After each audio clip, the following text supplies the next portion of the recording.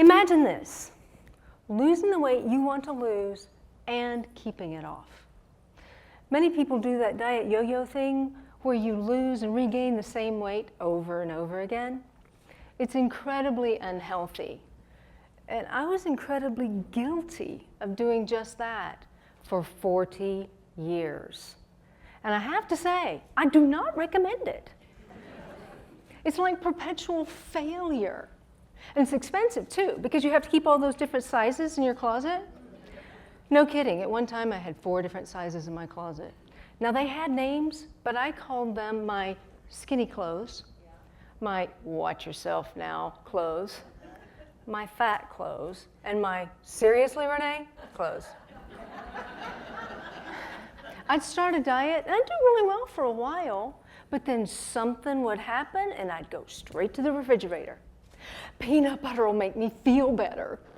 I'd whip off that checkered lid, and before it was on the countertop, my spoon was plunged in, and oh, that lovely, salty, crunchy goodness. Except I was still upset and frustrated, and now my diet was blown. Sure, I could start again on Monday, and probably the Monday after that, but every New Year's resolution for 40 years was lose weight again. In 2012, I was staring down my 50th birthday, and I realized something has to change.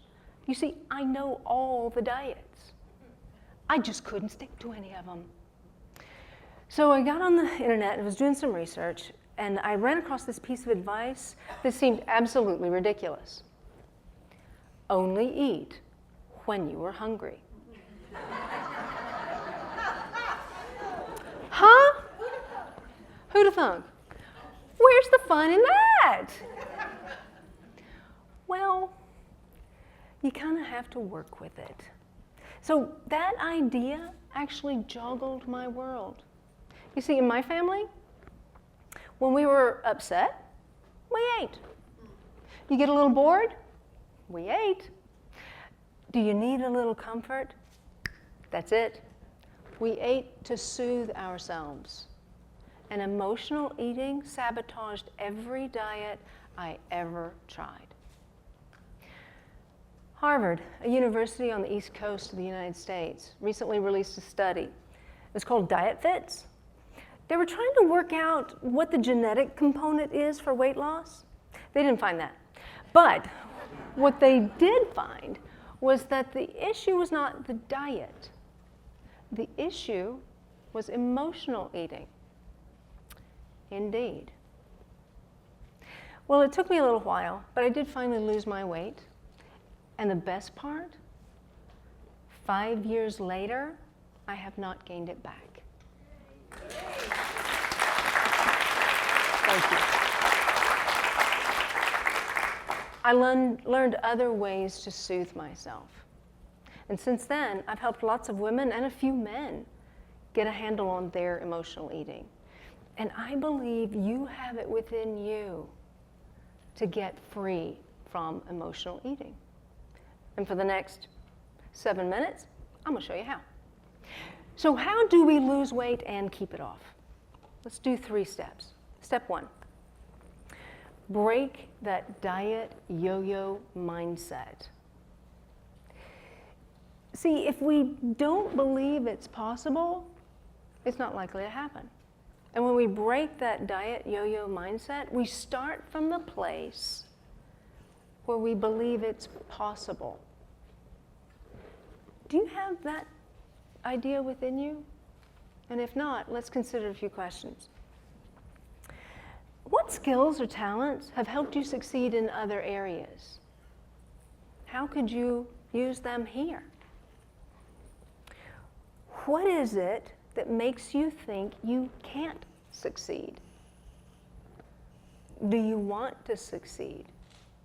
And for some of you, is there a danger for you in succeeding? We have to tease out those subtle beliefs and agreements we've made that trap us in that mindset. And if you do, you might find that that trap is nothing more than tissue paper. Step 2, recognize that a diet isn't just for weight loss.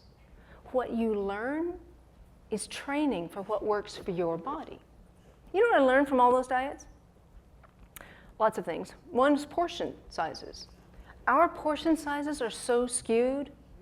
For example, depending on your program, because they're all different, a portion size of protein is about the size of your palm.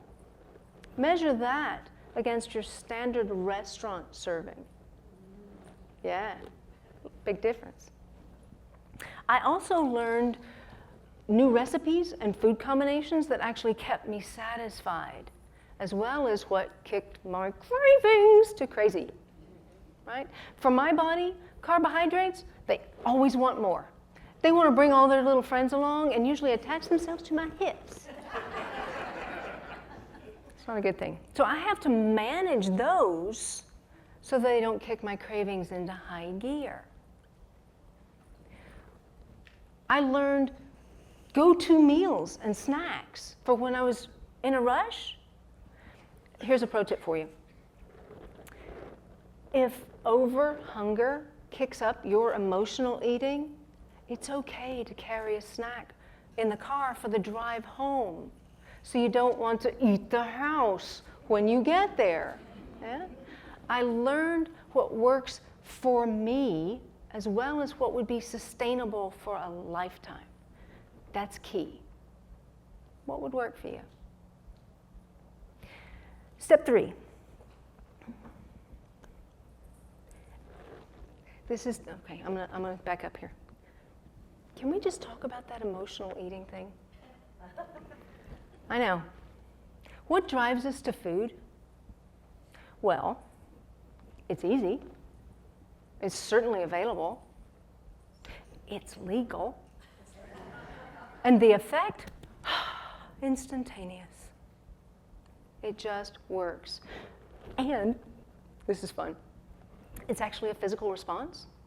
Because when you eat food for comfort, it floods your brain with a neurotransmitter called dopamine. Dopamine controls the brain's pleasure and reward center. So you eat something pleasurable, you get the dopamine, and you feel better. For a little while anyway, right? The single most effective element of my weight loss and maintenance is this mantra. Face your stuff, don't stuff your face.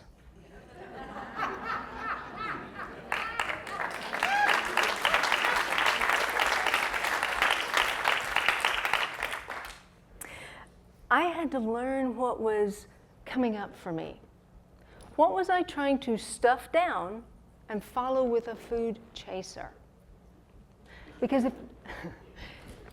if I would get back to figure out what was going on for me, then I could get to my best self.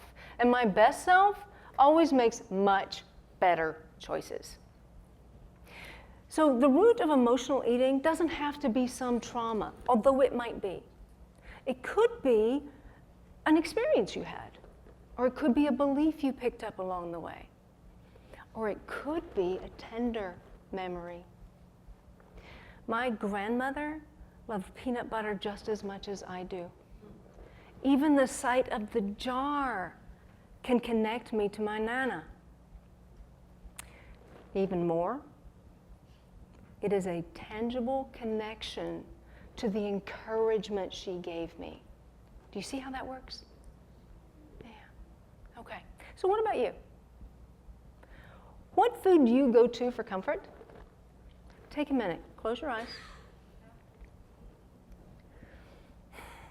Think about that food.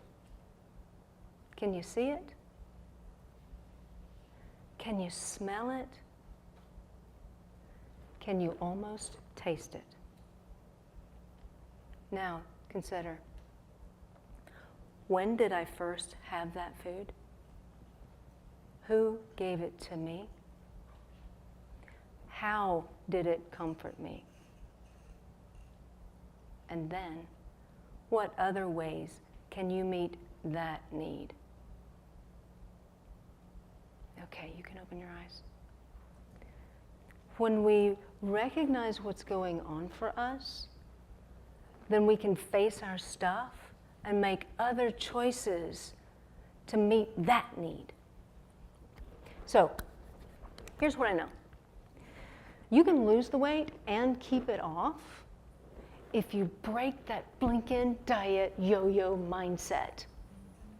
You can lose the weight and keep it off if you learn from your experience and do what works for you.